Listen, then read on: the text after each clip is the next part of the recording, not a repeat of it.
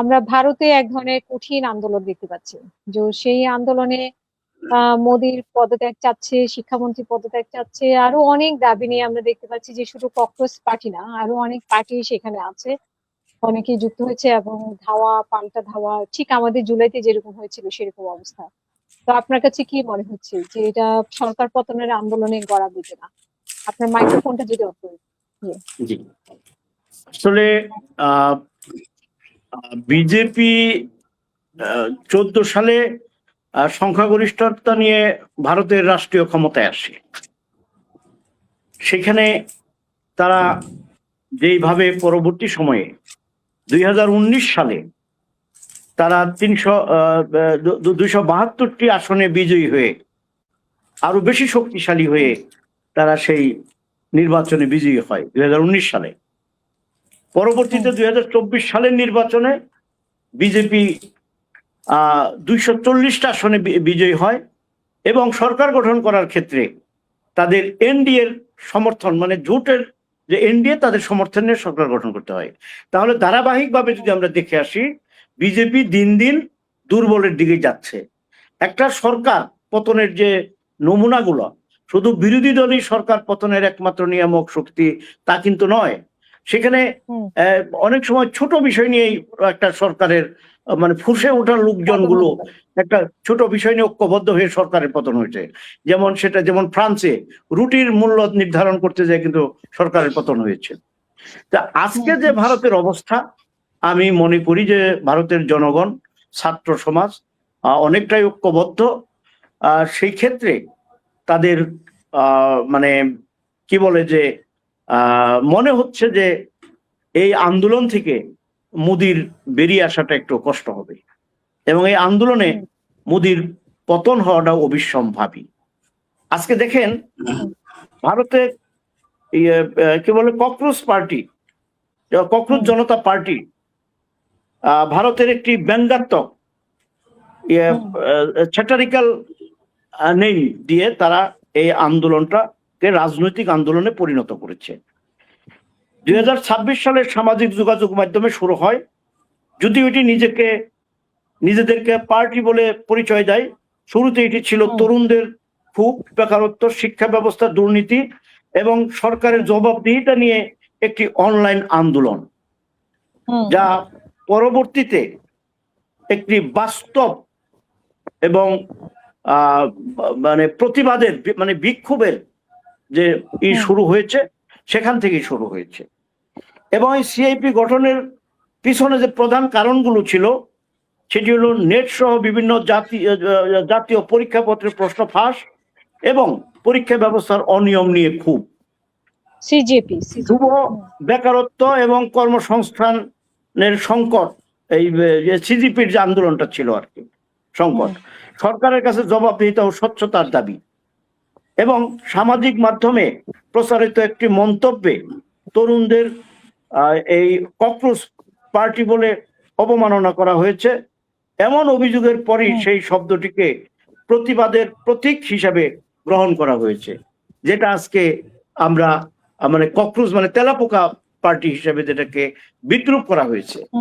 বাংলাদেশের জুলাইয়ের 24 জুলাই কিন্তু রাজাকার বলে বিদ্রুপ করা হয়েছিল, আর ওইখানে ককরোচ বা তেলাপোকা বলে বিদ্রুপ করা হয়েছে।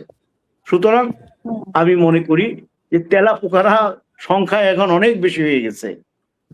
এই আন্দোলনে গতকালকে সংসদ অভিমুখী তাদের যে কর্মসূচি ছিল, সেই কর্মসূচি থেকে আপনার প্রিয়াঙ্কা গান্ধী এবং রাহুল গান্ধীকে যেইভাবে গ্রেপ্তার করা হয়েছে, এটাও কিন্তু ভালো সিমটম না। একটা আন্দোলন যখন জনতার অংশগ্রহণ এবং ছাত্র জনতার সকলের অংশগ্রহণ, তখন কিন্তু সেই আন্দোলন ব্যর্থ হয়েছে এরকম ঘটনা নেই। আর ভারতে ক্রমবর্ধমান অর্থনীতি যে মানে আগের তুলনায় খুব ভালো তা কিন্তু বলা যাবে না। ছাত্রদের মধ্যে অসন্তোষ আছে, কৃষকদের মধ্যেও কিন্তু অসন্তোষ আছে, ব্যবসায়ের মধ্যে। এরা তো বেনিয়া, এরা সবসময় ব্যবসা বাণিজ্য করে যেভাবে প্রতিবেশীর সাথে, ভারত আমাদের নিকটতম প্রতিবেশী, তারপরেও তারা কি কখনো আমাদের সাথে সেই ব্যবহার করে, প্রতিবেশী সুলভ আচরণ করে? তারা প্রভু সুলভ তাদের কর্মকাণ্ড, তাদের আচরণ। এরকম ভাবে তাদের আঞ্চলিক রাজনীতি এবং প্রতিবেশী কোনো রাষ্ট্রই তাদের সাথে খুব একটা সন্তোষজনক এমনটা মানে মনে করবার মতো কোনো সিমটম আছে বলে আমার জানা নেই। তাই আমার মনে হয় এই ককরোচ বলি আর ছাত্র জনতার আন্দোলনই বলি, এই আন্দোলন বড় ধরনের আঘাত এনেছে মোদির গদিতে। এবং মোদি, আপনি দেখেন আমাদের বাংলাদেশকে নিয়ে সে যে কি করেছে গত আপনার কি বলে যে 9, 14, 18, 24-এর নির্বাচনে, সব নির্বাচনে, এই সকল নির্বাচনে আপনি দেখেন ওই যে প্রণব মুখার্জির যদি আত্মজীবনী পড়া হয় তাহলে সেখানে উল্লেখ আছে 111-এর সরকার আওয়ামী লীগকে ক্ষমতায় আনার জন্য তারা এই মইনুল আহমেদ প্রণব মুখার্জির দ্বারস্থ হয়েছিল এবং প্রণব মুখার্জি শেখ হাসিনার সাথে কথা বলে ইনশিওর করেছে যে তাদেরকে সেফ এক্সিট দিবে এবং সে তার চাকরির সময়কাল পরিপূর্ণভাবে চাকরি করবে। এই সকল শর্তে তারপরে ভারত বাংলাদেশে আওয়ামী লীগকে এবং শেখ হাসিনার নেতৃত্বাধীন সরকারকে ক্ষমতায় আনে। সেটা ছিল একটি ব্লু প্রিন্টের নির্বাচন, কাকে কাকে জিতিয়ে আনবে সেই নির্বাচনটা এরকমই নির্বাচন ছিল। তা আমি সর্বোপরি যেটা মনে করি, মানুষ যত চালাক থাকুক না কেন, যত কৌশলী হোক না কেন, মহান সৃষ্টিকর্তা রব্বুল আলামিন তিনি হইল সবচেয়ে বড় পরিকল্পনাকারী, তিনি হচ্ছেন সবচেয়ে বড় কৌশলী। আজকে বাংলাদেশের যে হত্যাকাণ্ড হয়েছে এই গত 17 বছরে, গুম খুন যা হয়েছে, শেখ হাসিনার যে পরিমাণ উদ্ধত্ততা নিয়ে এই দেশের রাষ্ট্র ক্ষমতায় ছিল, তাকে কখনো কখনো মানে কি শক্তিশালী নারী ইয়েদের মধ্যে 2 নম্বর 3 নম্বর আনা হয়েছে, বোঝানো হয়েছে সে কত বড় শক্তিশালী। এর নেপথ্যে ছিল ভারত, এর নেপথ্যে ছিল মোদি। এবং তাদের একটা জিনিস খেয়াল রাখবেন, আন্তর্জাতিক রাজনীতিতে তারা কিন্তু তাদের মধ্যে কিন্তু কোনো পরিবর্তন নাই। ভালো মন্দ যাই হোক, তাদের স্বার্থ যার দ্বারা রক্ষা হবে সে যেই হোক না কেন, সে যত লম্পট হোক, চরিত্রহীন হোক বা যাই হোক না কেন, সে কিন্তু ভারত কিন্তু তাকেই সমর্থন করে। আপনার মনে থাকবার কথা, শেখ হাসিনা কিন্তু একটি উক্তি করেছিলেন, ভারতকে যা দিয়েছি সারা জীবন মনে রাখবে। কি দিয়েছে তা কিন্তু বলে নাই। দুষ্ট জনেরা বা রসিক জনেরা এটা অন্যভাবে ব্যাখ্যা বিবৃতি করে, আমি সেদিকে যাব না। কিন্তু এই শেখ হাসিনা দিয়েছে তো, এখন আশ্রয় তো দিয়েছে ওনাকে, ওরা তো গোষ্ঠী সুদ্ধা আশ্রয় দিয়েছে। কোন দেশ যখন আশ্রয় না দিছে ঠিক তখন তাকে আশ্রয় দিছে।